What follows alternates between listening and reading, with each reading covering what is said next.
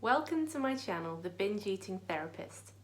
I'm Sarah, former binge eater turned psychotherapist, and my mission is to use this space to share content with you to help you make sense of your struggle with food and break free from binge eating. So the first thing I want to say on my first video is that it's not your fault.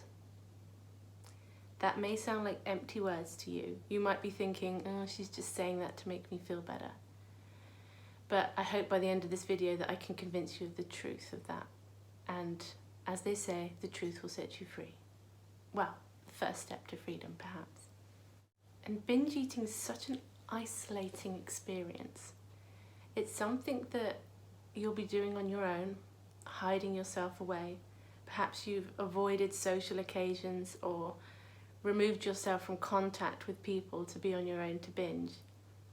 And as such, there's a lot of secrecy and people often feel really alone with this problem. But binge eating is far more common than most people realise. So if we look at the stats in the US, binge eating is 3 times more prevalent, binge eating disorder I should say, is 3 times more prevalent than anorexia and bulimia combined. In the UK it's not as high, but binge eating disorder is still more prevalent than anorexia and bulimia.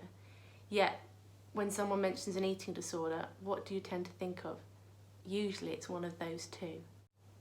And it's also worth taking a moment to consider that these stats come from people who have gone to healthcare professionals to seek help out, and then that healthcare professional's given them a formal diagnosis. I can't imagine how many more people are out there struggling with this who have not gone to a healthcare professional. Maybe they don't have access to one. Maybe they have their own reasons, maybe they don't believe it will help because they think that there's just something really defective about them, so how can anyone else fix that? So I think it's a huge problem, and I don't think that we have the numbers to really understand how big this is. So whilst you may feel really alone with this, the irony is that you're actually in good company. And one of the most frustrating things about binge eating is that it's not a rational problem. It is so irrational. Think of the amount of times that you have sworn to yourself you are never going to binge again. Say you just had a binge and you say to yourself, I'm going to remember how horrible this feels and use that as my motivation to never do it again. And yet, before you know it, maybe even the following day, you're back in the food and you're binging again. It's confusing, it's not rational, but what it means if it's not a rational problem is that rational thinking alone is not going to be enough to get out of it. I think it's Einstein who said that you can't fix a problem with the same thinking that created it. And I think that's probably true when it comes to our relationship with food. And one of the reasons why it's not rational is because this is a really primal, strong survival drive that's been hijacked and kind of gone wrong for a lot of us, because for a lot of us we're not actually starving. Food is abundant, food is everywhere, and even people who might be restricting themselves a bit, they're not in that kind of physical threat state that the brain and the body seems to believe they are in. And arguably this survival instinct to eat is the strongest drive that we have after breathing and needing to drink water. So therefore, because it is so powerful, it can take us over. And so when you're going into that binge state, people often talk about feeling disconnected or disassociated.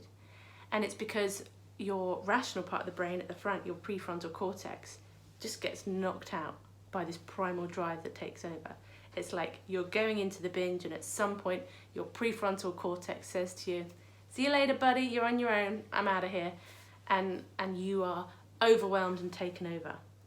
And then at the end of it, when your mind comes back to you, you go to that place of blame, shame, I've done it again, all these kinds of things. And then the hope is made by making a promise to yourself never to do it again. And so the cycle goes round and round. And we can also think about it as in the mind-body connection is out of whack. You know, the brain and the body aren't communicating very well. When you're in that binge mode, you can be full and still have such a strong drive to eat. It's like part of your brain just doesn't believe you've eaten. And I also don't think that we can talk about binge eating without mentioning hyperpalatable foods, which are foods that we've just dicked about with a lot, really. High salt, high sugar, the sugar-fat combination that are in most processed foods, that nature doesn't put those two combinations together, they tend to be separated. Now, I do not demonize these kinds of food, and my approach to recovering from binge eating doesn't involve cutting them out, because for a lot of people that can make binge eating worse. Some people do choose to cut those foods out, and I think everyone needs to find the path that's right for them.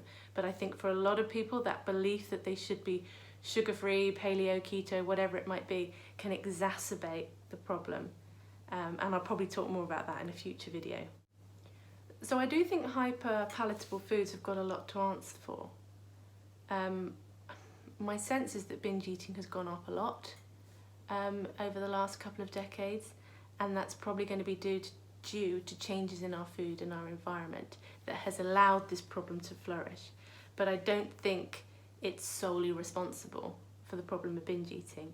Just like you can't have alcoholism without alcohol, there are still plenty of people out there who can drink alcohol in moderation and use it as an enhancement to the way they live. And that's same with a lot of these foods. There seem to be a lot of people who can eat them and don't binge on them. They can have a small amount of what might be considered or called a junk food and feel perfectly satisfied. And then maybe there are others of us whose brains are much more vulnerable to the effects of these hyperpalatable foods, which overstimulate the reward pathways in some people. And food is supposed to be a rewarding experience. But when we're eating a lot of these foods and our brains become overstimulated, then eating foods that are not these foods, foods that are in their more natural form, just not getting that sense of satisfaction, not having the feeling of reward from having eaten. And then we come to emotions. And how we think and feel about food is so important, because that mind-body connection thing again, how we think and feel, affects sort of maybe every cell in our body. I hope that's not too dramatic to say that.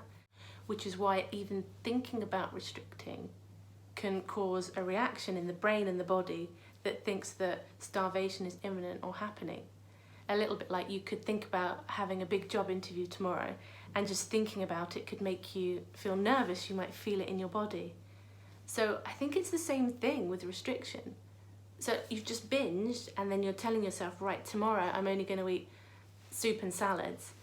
And your body already starts responding to an anticipated restriction, which makes the chances of you binging again even more likely, which also feeds the cycle of binge eating. And we are wired to move away from pain and to seek out pleasure and comfort. And one thing with food is that it can change the way we feel in an instant. It's really good at that. It's been called the most abused anti-anxiety drug out there, because it can have such an impact on how we feel. And psychologists talk about people who overeat as having a low tolerance for discomfort. And I really hate that. To me, that doesn't make sense at all.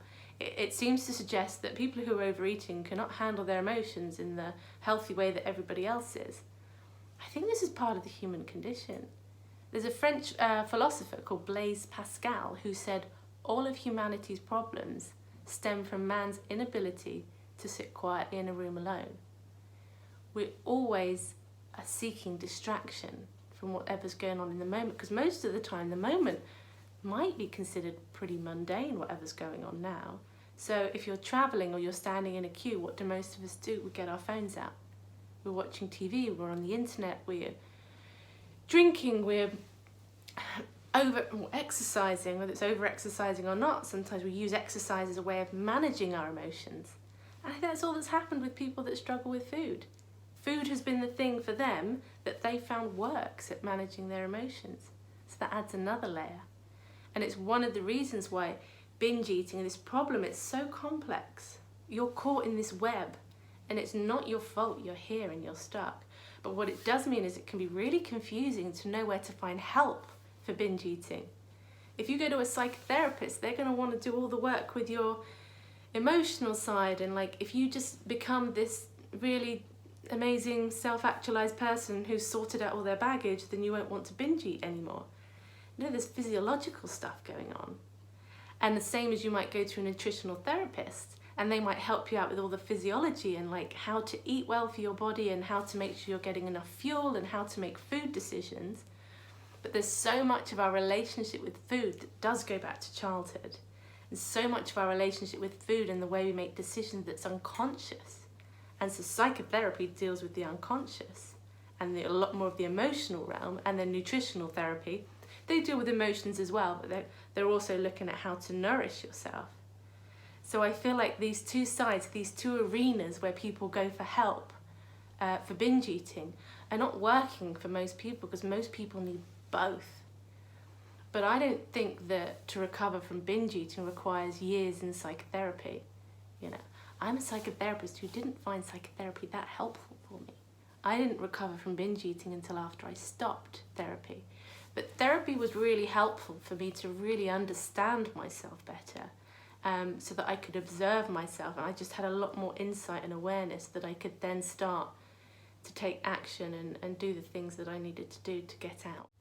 I appreciate I've thrown a lot at you today, and because I've talked about how complicated and how big this problem is, maybe it feels a bit overwhelming to see how much you might be faced with, and it's possible you've been left feeling a bit disheartened. But the reason I've shared with you today what I have is to get to that place where you can understand that this is not your fault, because it is so big. If you believe it is your fault, you will be in this place of self-blame and shame, and that will keep you stuck. We can't change when we're feeling like that. Imagine trying to teach a 6-year-old how to do something new, and every time they messed up, you told them how stupid and worthless and undisciplined and what a failure they were. What's that going to do to that 6-year-old's ability to make changes? This journey to getting free from binge eating has to come with a dollop of self-compassion. And I know some people cringe at that word of self-compassion, because sometimes it can feel like you're letting yourself off the hook. But actually this belief that you think you just need more willpower, or that you think you just need to try harder, all of that is part of what keeps you stuck, and the irrational part takes over, and then the rational brain is trying to make sense of why this is irrational, and the only place it lands is you're the problem and you're at fault, as opposed to there are so many different facets. And I've got so much stuff that I want to say about this subject, and so I'm really looking forward to creating more of these videos, and really looking forward to engaging with you. And so please leave questions, comments below, if there are any subjects you want me to cover. You know, make suggestions. I'm all ears. I want to know how to turn this into a channel that's actually going to help people. So with that, I've now finished my first video. So go well. Namaste.